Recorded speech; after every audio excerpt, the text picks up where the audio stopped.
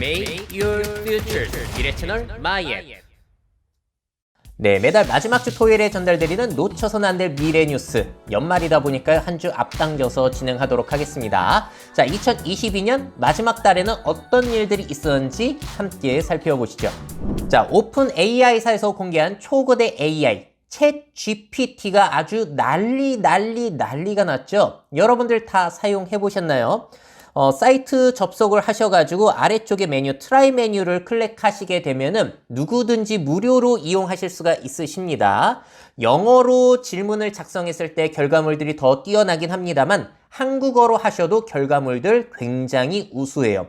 자, 그러면은 챗 GPT가 내가 물어본 것에 대해서 답변을 적어주는데 빠르지는 않습니다. 저렇게 떠듬떠듬 알려주고 있는데 내용 자체는 굉장히 우수해요. 프로그래밍 공부하려면 무엇부터 시작해야 되냐는 말에 저렇게 굉장히 말이 되는 내용을 적어주고 있는데 아무리 다양한 내용을 학습을 했다고 하더라도 저렇게 일목요연하게 정리해 준다는 것 자체가 너무나 놀라운 것 같습니다. 자, 그리고 이 모델 자체가 상당히 화제가 되고 있는 이유 중엔 이런 것도 있어요. 앞으로 구글 검색을 이런 식으로 대체할 수 있지 않겠냐는 거예요. 자, 지금 구글에서 니콜라 테슬라는 언제 어떻게 사망했어? 라고 물어보면은 우리가 링크를 타고 들어가서 일일이 확인을 해야 되잖아요. 자, 그런데 이 초거대 AI 같은 경우에는 워낙에 방대한 양을 학습을 했다 보니까 언제 어떻게 사망했어? 내가 원하는 자료만 골라가지고 저렇게 정리를 해준다는 사실이 너무나도 인상 깊은 대목입니다. 자, 그리고 또 신기한 점은 이 초거대 AI는 마치 문맥을 이해하는 듯한 그러한 분위기도 풍기거든요. 링컨의 사망일은 언제야? 다음으로 왜 사망했어? 제가 왜 링컨이 사망했어가 아니라 왜 사망했어? 라고 물어봤는데도 그 흐름에 맞춰가지고 내가 얘기했던 걸 기억해서 이야기를 해준다는 사실, 한 단계 또 업그레이드가 된 점을 확인할 수가 있습니다. 자, 또 여러분들 업무에서도 활용하기 너무 좋아요. 내가 다음 주에 퇴사한다는 이메일을 작성해줘 라고 하면은 이렇게 챗 GPT가 적어줍니다. 여기에다가 이메일 주소, 받는 사람 이름만 바꾸면은 아주 전형적이고 공손한 그런 업무 형식의 이메일을 쓸 수가 있는 거예요. 자, 그러니까 우리가 회사에서 신입사원 뽑으면은 또 우리 회사의 톤앤 매너에 맞게 그런 말투라든지 수정을 좀 시키잖아요. 그럴 필요도 없는 거예요. 신입사원 훈련에도 시간을 좀 덜 들일 수 있다는 거. 앞으로 이런 기능은 구글의 Gmail이라든지 네이버 메일 이런 쪽에 기본 기능으로 들어갈 가능성이 상당히 높아 보여요.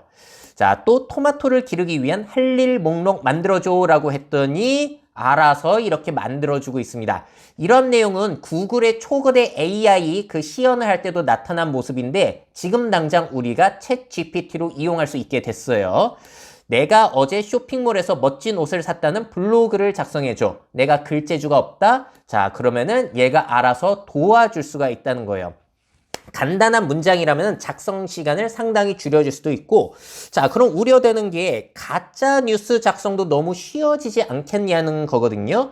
자, 그래서 제가 한번 테스트를 해봤는데 레오나르도 디카프리오가 과거 성전환 수술을 받았다는 글 작성해줘라고 하니까 그런 정보가 과거에 남아있지 않기 때문에 작성해줄 수 없다라는 이런 투로 나오고 있습니다. 그러니까 이 챗 GPT를 이용해서 가짜 뉴스 만드는 것도 쉽지는 않더라고요. 자, 그리고 또 인상 깊었던 거, 알렉산더 대왕에 대한 비판 내용을 3가지로 정리해줘라고 했더니 대표적인 비판을 3가지로 정리해보자면 이라고 하면서 딱 3가지만 저렇게 골라서 보여주고 있습니다. 앞으로 학교 숙제할 때나 뭐 과제할 때나 너무 편리할 것 같고요. 문학 창작 기능도 들어있어요. 새와 사과를 소재로 한 짧은 시를 써줘라고 했더니 아니 너무 그럴듯하게 써주는 거죠. 새는 나뭇잎 위에서, 사과는 나무 아래서 모두 생명의 즐거움을 찾아 살아가고 있습니다. 라고 하면서 이상한 부분도 있지만 대체적으로는 저보다는 잘 썼어요. 자, 그리고 같은 명령어를 넣으면 또 똑같은 시를 작성해 줄까 궁금해가지고 해봤더니 완전히 다른 시를 작성해 줍니다. 이러면은 정말로 쓸모가 있겠죠. 특히나 학교 다니는 친구들 같은 경우에는 시 써오기 숙제 같은 거 많을 텐데 전에는 복사 붙여넣기 하면 똑같은 거 있어가지고 티 나오고 그랬잖아요. 앞으로는 티도 안 날 것 같아요. 자, 그리고 코딩에 있어서도 도움을 받을 수 있다고 알려져 있죠. 댓글이 달렸을 때 스마트폰으로 알려주는 자바스크립트를 작성해줘라고 했더니 인터넷상에 있는 것들을 긁어가지고 이렇게 보여주고 있습니다. 점점 간편해지고 있는 거죠. 자, 그리고 챗 GPT에서 이런 식으로 활용 가능하다라고 예시를 보여주는 게 내가 작성한 코드가 작성되지 않는데 뭐가 문제냐라고 물어보면 어떻게 수정해야 되는지도 조언을 해줄 수가 있다는 거예요. 워낙에 많은 양을 학습을 하다 보니까 이게 가능해지더라는 거죠. 자, 이 챗 GPT, 오픈 AI사의 초거대 언어 인공지능 모델 GPT-3를 개량한 GPT-3.5 3.5 버전을 활용했다고 하는데 아직 완벽하진 않아요. 이쪽에 제한사항을 보시게 되면은 잘못된 정보가 생성될 수 있다. 경우에 따라서는 유해한 짓이나 편향된 내용이 발생할 수 있다. 2021년 이후의 세계화 사건에 대해서는 제한된 짓이다 라는 것을 이렇게 명시해 두고 있습니다. 자, 그래서 실제로 차인표는 언제 태어났어? 라고 물어보니까 한국 데이터가 별로 없나 봐요. 그래서 이런 것들은 대답을 해주지 못합니다. 구글은 지금은 잘 되고 있고 또 중국과 대만의 갈등에 대해 공자는 어떻게 생각했을까? 정말로 이런 것까지 대답을 해주게 된다면은 인사이트라든지 별별 일들이 가능해질 것 같은데 이거는 아직 안 되더라고요. 근데 대답이 상당히 현명합니다. 자, 공자는 알 수가 없다는 거예요. 왜냐면 예전에 죽은 사람이 지금 일어나는 일을 어떻게 알겠냐라는 굉장히 현실적인 이유를 들어주기도 하는데 여기에서 이제 의미까지 찾아주면 진짜 인공지능이 좀 무서워지기 시작할 것도 같아요. 하지만 지금은 오히려 귀찮은 작업을 도와주는 도구의 역할로서 아주 유용하다는 사실입니다. 자, 사람들이 너무나 많이 몰리다 보니까 이제 명령어에 대한 답변을 길게 적어줄 때는 네트워크 에러가 이렇게 많이 나더라고요. 그리고 한 화면에서 계속 명령어를 넣으면은 침착하세요. 너무 빠릅니다. 이런 식으로 자꾸 오류가 날 때는 많습니다만 너무나 대단한 성능을 이미 보여주고 있어요. 자, 그래서 오픈 AI사의 초기 창업가 중에 한 사람이죠. 일론 머스크가 이런 트위터를 날리기도 했어요. 챗 GPT는 무서울 정도로 뛰어나다. 위험할 정도로 강한 AI가 멀지 않았다. 여러분들도 그렇게 생각하시나요? 자, 이 오픈 AI사뿐만이 아니라 네이버 역시도 하이퍼 클로바를 활용한 클로바 스튜디오 베타 서비스가 이미 제공이 되고 있습니다. 자, 이거는 기업이 신청을 하시면 이용하실 수가 있는 건데 자, 이 잡브레인이라는 기업 같은 경우에는 내가 이제 경력사항들 그런 걸 넣게 되면은 그걸 이용해서 자기소개서를 알아서 써주는 기능을 이 클로바 스튜디오를 활용해서 만들었다고 해요. 자, 그리고 이 기업 같은 경우에는 내 상품 정보를 넣게 되면은 거기에 맞는 헤드라인 문구를 만들어주는 것까지 클로바 스튜디오를 활용했다고 합니다. 이런 식으로 우리나라에서도 현재 벌어지고 있고요. 자, 그뿐만 아니라 노션 AI라고 내가 형식을 지정한 다음에 문구를 입력하게 되면은 거기에 맞춰서 글을 써주는 이런 초거대 AI 언어 모델 서비스들이 계속해서 앞으로 출시가 될 겁니다. 지금 블로그 내용 쫙 적어주고 있고 내가 메일을 적었을 때 문법 틀리지 않았는지 확인해주고 내가 적은 이메일을 외국어로 바꾸는 일까지 이런 기능들이 각 소프트웨어라든지 아니면은 플랫폼마다 앞으로 도입이 여기저기 될 것 같아요. 자, 그래서 우리가 영화 속에서 봤던 뭐 자비스라든지 영화 그녀의 사만다 이런 인공지능과 조금씩 닮아가고 있는 것 같습니다. 자, 어떻게 보셨나요? 챗 GPT가 앞으로 어떠한 변화를 가져올 것이라고 생각하시나요? 앞으로 네이버라든지 구글 이용할 때 이런 기능들은 굉장히 많이 들어가지 않을까 생각이 들고요. 직장에서 업무 볼 때, 학교 숙제할 때 너무나 많은 도움을 받지 않을까 싶어요. 그래서 역시나 중요해지는 거는 시키는 걸 수행하는 능력이 아니라 시키고 지시하고 명령하는 능력 이런 게 중요해지고 있는 것 같습니다. 네, 2022년 12월에 공개된 최첨단 기술 제품과 서비스들 몇 가지 보여드리도록 할게요.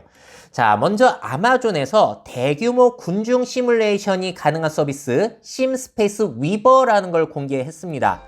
자, 이거는요 100만 명의 보행자들을 시뮬레이션 할 수 있는 서비스예요. 기존 지도 데이터를 이용해서 지구 어디든지 시뮬레이션이 가능하다고 하고요. 먼저 그 지도 지형을 3D로 재구성한 후에 보행자들을 풀어놓으면 그들이 어떻게 움직이는지 파악이 됩니다. 장애물, 지형 변경도 실시간으로 가능하고요. 또 여기에다가 사진 데이터를 쌓아서 더 현실감 있게 시뮬레이션을 하는 것도 가능하다고 해요. 훨씬 자연스럽죠? 자, 라스베이거스를 시뮬레이션 해봤더니 100만 명의 사람들이 돌아다닐 보행로가 부족하다라는 결과물들이 저렇게 나오고 있습니다. 자, 그리고 5만 명으로 줄여봤더니 그러면 흐름이 꽤 좋아지는데 그래도 지금 보시는 것처럼 사람들이 몰리는 구역들을 확인할 수가 있다는 거예요.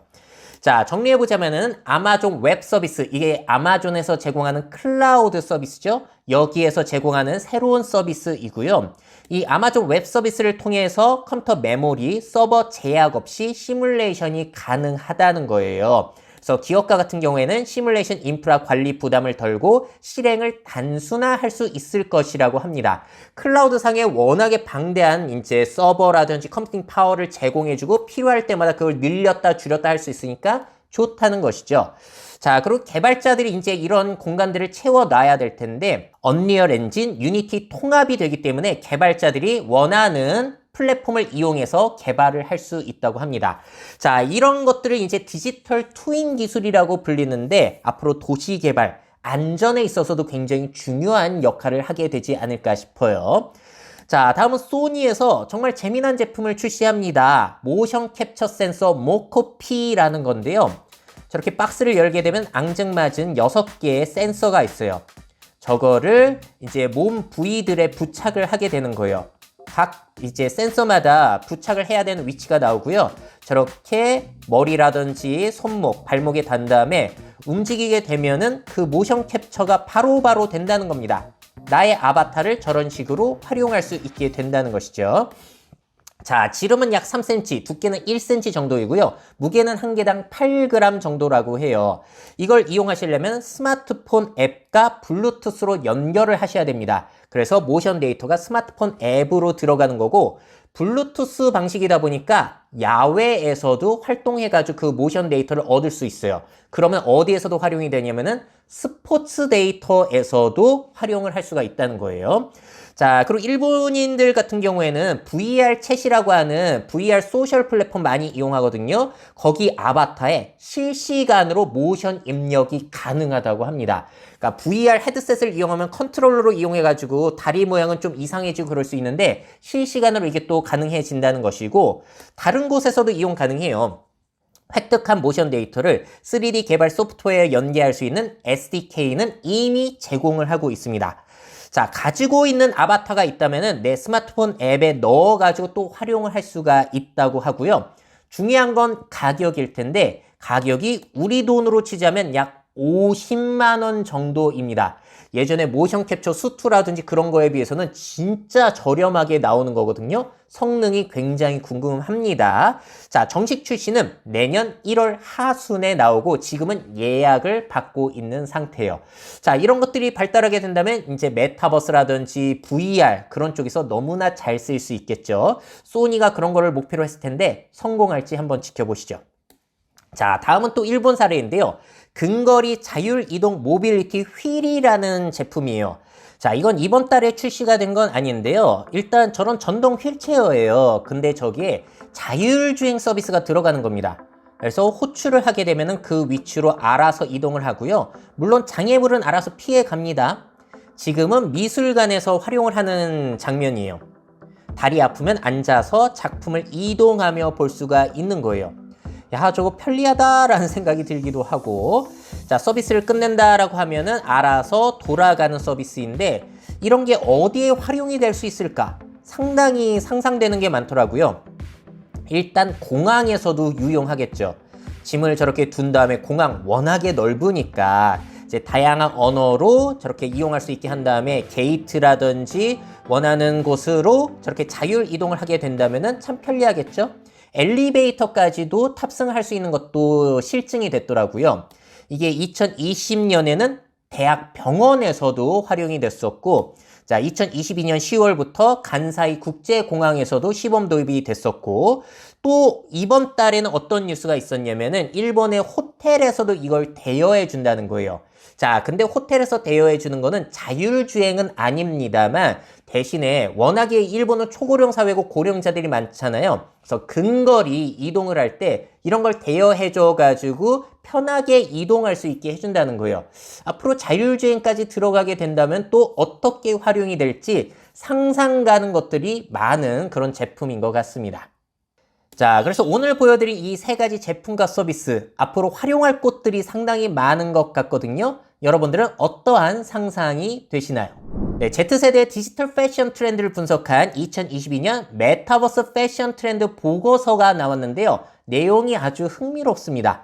자, 이 보고서는 로블록스와 파슨스 디자인 스쿨이 협업을 해서 발간을 한 거예요. 네, 사실 뭐 메타버스라고 거창하게 볼 것은 없는 것 같고요. 그냥 로블록스 게임 내에서의 아바타 패션 꾸미기 실태라고 보셔도 될 것 같습니다. 자, 로블록스 월 활성자들의 옷 바꾸는 빈도를 보니까요. 23%는 매일, 심지어 하루에도 여러 번 바꾼다라고 응답을 했고 26%로 제일 많은 사람들은 주마다 바꾼다고 해요. 14%는 달마다, 16%는 몇 달마다, 그리고 21%는 1년에 몇 번 바꾼다고 합니다. 자, 그리고 Z세대의 가상 의류 소비 액수를 보시게 되면은 5달러 이하가 31%, 10에서 20달러, 그러니까 10,000원 이상 쓰는 사람도 12%였다고 합니다. 대다수는 한 아이템에 5에서 10달러, 그러니까 7,000원에서 13,000원 정도를 지출한다고 해요. 자, 그리고 다음 조사 재밌는데요. 나의 아바타가 상징하는 게 뭐냐? 45%는 그들이 만든 판타지 캐릭터라고 하고요. 별별 일들이 가능해지니까. 37%는 그들이 되고 싶은 사람. 나의 판타지를 여기서도 충족을 하고 있는 거죠. 36%는 그들이 잘 드러내지 않는 자신의 일부분. 이건 좀 섬뜩한 느낌이 들기도 하는데 현실에서 숨기고 있는 것들을 여기서는 표출할 수가 있다는 거. 이게 가상세계, 게임, 메타버스 안에서의 아바타 표현의 장점이겠죠. 29%는 오늘날 그들 자신 그대로를 한다고 합니다. 사실 저도 그래요. 자, 그리고 나머지 20%는 그들의 아이돌이라고 대답을 했어요.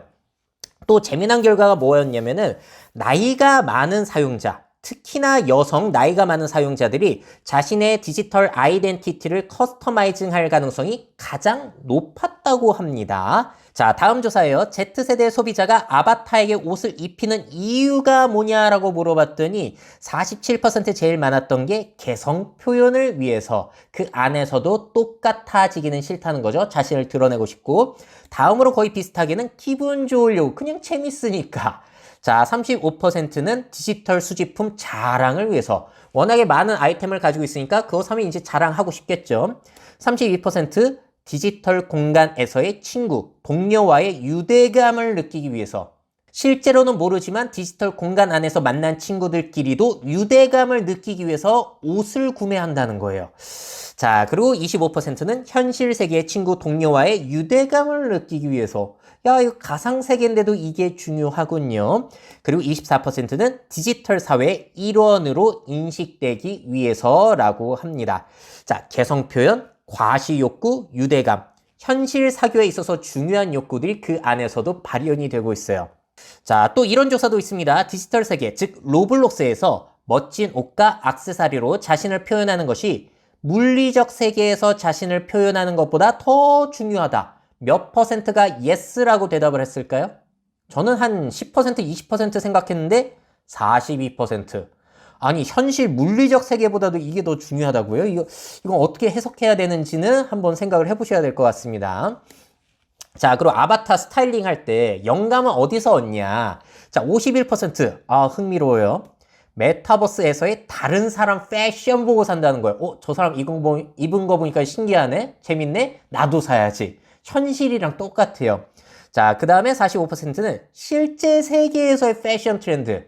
야, 실제 세계의 것들을 이제 가져가게 된다는 거죠. 그 안에서도 이제 지난 패션, 유행 지난 패션은 입지 않는다라는 거. 자, 33% 실제 세계에서 자신들이 좋아하는 브랜드. 결국에는 현재 유행하는, 실제 세계에서 유행하는 브랜드와 그런 패션 트렌드가 디지털 세계에서도 유행할 가능성이 높다는 겁니다. 자, 그리고 나머지 32%는 디지털 패션에 특화된 브랜드나 크리에이터. 이건 오히려 좀 낮은 편이었어요. 오히려 현실에서의 그런 트렌드가 좀 더 영향을 많이 끼친다는 것이죠. 자, 다음으로는 어떨 때 옷을 바꿔 입는가 물어봤더니 가장 많은 53%는 날마다의 기분과 분위기에 따라서, 42% 새 아이템 구매할 때마다 바로 입고 싶다. 자, 37%는 로블록스 활동에 따라서 패션쇼에 가든 콘서트에 가든 아니면 게임 경쟁에 따라서 바꿔 입는다는 것이죠. 확실히 이런 게임 공간이라든지 메타버스 공간 안에는 뭐 아이템이 비싸지도 않으니까 여러 개 사두고 상황마다 바꿔 입는 거 가능하겠죠. 자, 24% 현실 세계의 날씨나 계절에 따라서 아니 추우면은 겨울옷 입고 그런다는 거예요. 자, 다음 24% 내가 어울려 노는 그룹에 따라서라고 합니다. 뭐 현실이랑 그렇게 크게 다르지는 않았던 것 같고요. 자, 그리고 앞으로 디지털 패션에 원하는 옷들은 뭐냐라고 물어봤더니 가장 많은 48%가 현실에서 시도하지 않을 새롭고 다른 옷이라고 했어요. 아주 신기하고 새로운 것들. 근데 그와 거의 비슷한 41%는 뭐라고 대답을 했냐면은 현실에서 입는 브랜드 옷과 비슷한 캐주얼 의류. 그러니까 신선한 것도 좋고 현실 옷을 그대로 입는 것도 좋다는 겁니다. 또 39%는 떠오르는 디자이너, 커뮤니티 크리에이터와 콜라보한 탑 브랜드, 역시나 브랜드를 좋아하네요. 그리고 33% 브랜드 신상 컬렉션의 디지털 버전. 자, 32% 공휴일이나 다른 큰 행사 관련 콜렉션. 또 30% 어디서도 입을 수 없는 메타버스 동점 스타일. 자, 그러니까 나뉘어요. 완전히 새로운 옷, 아니면 현실에서 유행하는 옷. 완전히 새로운 옷이라고 한다면 이런 거죠. 아디다스에서 공개를 한 버추얼 기어 지금 판매하고 있습니다. 메타버스에서는 현실 세계에서 판매하는 아디다스 말고 다른 옷을 저렇게 디자인해서 판매를 한다는 거예요. 자, 엄청난 컨셉질이 가능하다는 거죠. 저것도 꽤나 호응을 얻을 수 있을 것이다 라는 생각이 들고, 또 탑 브랜드 디자이너와 이 콜라보한 것도 원한다고 했잖아요. 최근에 유명한 패션 사진 작가예요. 닉 나이트가 출시한 NFT 보시면은 패션이 진짜 엄청납니다. 자, 그래서 이런 디지털 가상세계 안에서는 패션 산업이 더욱더 과감한 시도가 가능해서 다양한 일들이 일어날 수 있을 것 같아요. 그리고 여기에서 영감을 받은 실제 옷들도 나중에는 나오지 않을까라는 생각도 듭니다. 자, 그리고 또 인터뷰 내용도 들어있는데 재밌습니다. 미래의 패션 디자이너들은 바느질 대신 코딩을 할 것이다 라고 슈퍼모델 한 분이 이야기를 하신 인터뷰 내용이 들어있고, 또 어떤 미래학자가 이런 얘기를 했다고 합니다. 모르는 사람인데, 세계의 차세대 코코 샤넬은 아마도 현재 로블록스에서 아바타 스킨을 디자인하는 10대 소녀일지도 모른다. 자, 공감하시나요? 과연 실제 옷을 만드는 디자이너를 가상세계 디자이너가 뛰어넘을 수 있을까요? 한번 지켜보시죠. 자, 메타버스 패션 시장 앞으로 얼마나 성장을 하게 될까요? 사실 오늘 보여드린 게 로블록스 보고서이다 보니까 애매합니다. 왜냐면 많은 분들이 로블록스 같은 애들 게임이 무슨 메타버스냐라고 생각하시는 분들도 많거든요. 자, 그리고 오늘 보여드린 이런 것들이 새로운 게 아닌 게, 우리도 옛날부터 싸이월드, 세이월드 이런 아바타들 열심히 꾸몄죠. 그리고 게임 캐릭터 꾸미기에 진심인 사람들도 늘 있었기 때문에 사실 새로운 것도 아닙니다. 그런 시장이 커지고 있을 뿐이지. 자, 그런데 현재 아바타로 가장 많이 모이고 가장 오래 체류하고 다양한 활동을 하고 있는 로블록스라는 공간 안에서의 아바타 패션 상황, 이런 것들은 많은 분들에게 영감을 줄 수는 있을 것 같아요. 자, 통계청에서 발표한 2021년 생명표 한번 보시겠습니다. 먼저 퀴즈예요. 2021년 출생아의 기대 수명을 몇 세로 보고 있을까요? 자, 참고로 이건 어떻게 조사가 되는 거냐면요. 현재 사망 수준이 유지가 된다면은 지금 태어난 아이들이 몇 세까지 살 수 있을지를 보는 거예요. 앞으로 의학기술이 얼마나 발전하고 의약품이 얼마나 발전하는지는 조사에서 뺍니다. 그건 객관적이지 않으니까. 자, 그래서 2021년 현재의 기준으로 봤을 때는 앞으로 83.6세를 살 것이라고 보고 있어요. 그러니까 한마디로 현재의 기대 수명이라고 보시면 될 것 같고요. 자, 이게 남녀 차이가 있죠. 여전히 여자가 6년 정도를 더 살 것이라고 보고 있는데 그 차이는 줄어들고 있습니다. 사실 이거는 굉장히 중요한 지표예요. 고령화 사회가 될수록 할머니들이 늘어나는 할머니 공화국이 된다는 것이기 때문에 사업을 하시건 정책을 내시건 상당히 중요한 지표라고 볼 수 있습니다. 자, 그러면은 지금 살아계신 분들은 앞으로 얼마나 더 살 수 있을 것인가? 기대 여명이라고 하는데요. 여러분들 연령에 따라서 한번 보세요. 저 같은 경우에는 나이가 이제 40이다 보니까 원래 1970년에는 앞으로 남은 세월이 26년밖에 안 되는데 지금 기준으로는 41.7년을 더 삽니다. 앞으로 살아갈 날이 41년, 2년 정도가 평균적으로는 남아 있을 것이라는 거예요. 자, 그럼 다른 나라 자료도 한번 보실까요? OECD 가입국들의 기대 수명은 몇 살일까? 1등 국가는 어디일까요? 1등은 일본입니다. 우리나라보다 살짝 높아요. 한 살 정도 더 많이 살고 우리나라가 2위예요. 그 다음이 스페인, 스위스 이런 쪽으로 갑니다. 선진국들은 이 정도를 살아가게 된다는 거예요. 그래서 옛날에 비해서 기대 수명은 계속해서 늘어가고 있는데 이게 축복인지 뭔지는 잘 모르겠죠. 자, 이 자료가 뭐냐면 우리나라 상황이고요. 우리나라는 2037년 기준으로 해가지고 65세에서 74세의 인구보다도 75세 이상 인구가 더 늘어나게 됩니다. 이런 사회를 일본에서는 중고령 사회라고 부르고 있는데 그렇게 되면은 의료 부담, 돌봄 부담이 엄청 늘어나게 된다는 거거든요. 기대 수명의 증가가 기쁘지만은 않은 이유입니다. 자, 그럼 관련해서 주요 사망 원인 자료도 생명표에 실려 있어요. 자, 이거는요, 2021년 출생아가 앞으로 뭘로 사망할 가능성이 높은지를 현재의 기준으로 보는 거예요. 자, 역시나 2001년이나 지금이나 암이 1위를 차지하고 있고요. 2위는 심장질환, 3위는 폐렴인데 폐렴은 2001년에 비해서 많이 늘었네요. 자, 그리고 남자, 여자별로, 나이별로 이제 보자면은 남성과 같은 경우에는 연령에 상관없이 암이 제일 많은데 여성의 경우에는 80세가 넘어갔을 때 암보다도 심장질환으로 사망할 가능성이 더 높다고 합니다. 참고로 자살, 운수사고 사망 등은 연령이 높아질수록 낮아진다고 해요. 자, 그래서 기대 수명 증가와 관련된 미래 사회 변화 어떤 게 떠오르시나요? 생명표에서 확인한 연령별 사망 원인, 연령별 성비 참고할 만한 자료였던 것 같고요. 일단 할머니들의 증가는 꼭 기억해 두시면 좋을 것 같습니다. 자, 통계청에서 2022년 버전 최신판 1인 가구 보고서를 내놨는데 함께 보시죠. 자, 퀴즈입니다. 2021년 1인 가구 비율은 몇 %였을까요? 계속 높아져가지고 33.4%를 기록했다고 합니다. 자, 그리고 아래쪽에 바 그래프를 보시게 되면은 1인 가구가 늘어나게 되면서 전체 가구 수는 증가가 되고 있어요. 왜냐면 가구가 쪼개지고 있으니까. 그리고 앞으로 우리나라 1인 가구는 쭉쭉 늘어나서 2050년에는 거의 40% 가까이 될 것이라고 보고 있는데 그렇다고 가구 수도 계속 증가만 하는가? 그게 아니라 우리나라 통계청은 2039년쯤을 정점으로 찍고 그 다음부터는 가구 수도 줄어들 것이라고 보고 있어요. 그러니까 주택 가격과 이거는 연관성이 상당히 높다라고 볼 수 있겠죠. 자, 다음은 꽤 중요한 자료입니다. 성연령대별 1인 가구 비중. 이거는 상품 기획하실 때 상당히 중요한 자료겠죠. 신기한 거는 20대부터 50대까지는 남성이 1인 가구 비율이 여성보다 높습니다. 아무래도 혼자 타 지역에서 유학을 하거나 일하는 경우도 있고 여성 혼인율이 더 높기 때문이기도 하겠죠. 반면에 60대 이상 고령 쪽에서는 여성 1인 가구가 더 많습니다. 아무래도 여성의 수명이 더 긴 영향들이 있겠죠. 자, 그래서 미래에는 여성 고령 1인 가구들이 늘어날 가능성이 높다는 점도 참고해 두시면 좋을 것 같습니다. 자, 다음은 연령대별로 어느 지역에 1인 가구가 많은지에 대한 그래프인데요. 30대 이하 젊은 층에서는 세종, 서울, 대전에 많습니다. 그리고 60대 이상 같은 경우에는 전남, 경북, 전북, 아무래도 외곽 지역, 지방 소멸 지역 이런 쪽에 많이 살고 계세요. 그래서 지방 불균형 발전의 모습을 그대로 여기에서도 보여주고 있습니다.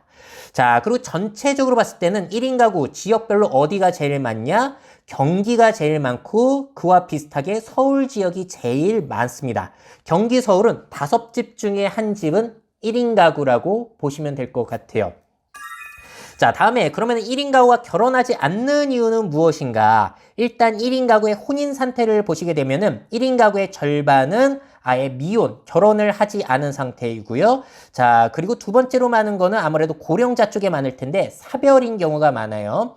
그 다음으로는 이혼이 차지를 하고 있고 나머지는 배우자 있는데도 1인 가구로 생활을 하고 있는 이런 가정이 차지를 하고 있습니다.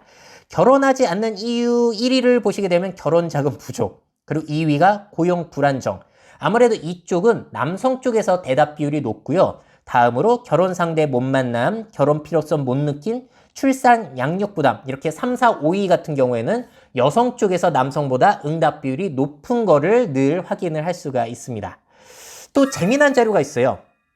1인 가구의 가족관계 만족도는 어떨까요? 1인 가구들은 다른 사람과 함께 살고 있는 가구보다 생활 만족도가 높을까요? 떨어질까요? 조사 결과가 나왔는데 자 보시게 되면은 불만족이 1인 가구가 훨씬 높아 보이잖아요. 근데 이건 바 그래프에 착시 현상이 좀 있어요. 보시면은 계산을 해봤더니 만족은 1인 가구가 6.8% 떨어졌고 보통은 오히려 4.2% 많습니다. 불만족은 2.5% 정도밖에 많지 않아요. 그래서 실제로는 여럿이 사나 혼자 사나 만족도에 큰 차이가 없다는 겁니다. 자, 그리고 또 OECD 주요국들의 1인 가구 비중도 나와 있는데 어디가 1위 국가일까요? 자, 보시게 되면 OECD 가입국들, 주요국들로 본 거예요. 3위가 독일인데 2위는 스웨덴, 1위가 핀란드로 나왔습니다. 제가 알기로는 2017년만 하더라도 스웨덴이 제일 많았는데 핀란드가 47%로 1위를 차지했다는 게 흥미롭고요. 또 보시게 되면은 우리나라보다 떨어져 있는 이 캐나다, 미국, 호주는 30%가 되지 않아요. 그래서 캐나다, 미국, 호주는 참 가정 위주의 나라구나. 나라마다 사정 차이가 있다라는 게 느껴지기도 합니다. 자, 어떻게 보셨나요? 1인 가구 증가와 관련된 미래 사회의 변화 좀 떠오르는 게 있으셨나요? 앞서 보여드린 지역별, 연령별 수치들은 매우 중요한 것 같고요. 앞으로 1인 가구가 너무나 늘어나다 보니까 사실 그들에게 뭐가 필요하지만 생각해 보더라도 앞으로 할 일, 일거리들은 굉장히 많은 것 같습니다. 네, 이렇게 2022년 12월 마지막 달에 있었던 주요 미래 뉴스들을 정리해서 보여드렸고요. 저는 내년 1월에 찾아뵙도록 하겠습니다. 미래 사회 변화를 업데이트하고 싶으신 기업 및 기관, 그 밖에 미래 트렌드 교육이 필요하신 분들은 myf21 네이버닷컴 이메일로 연락주세요.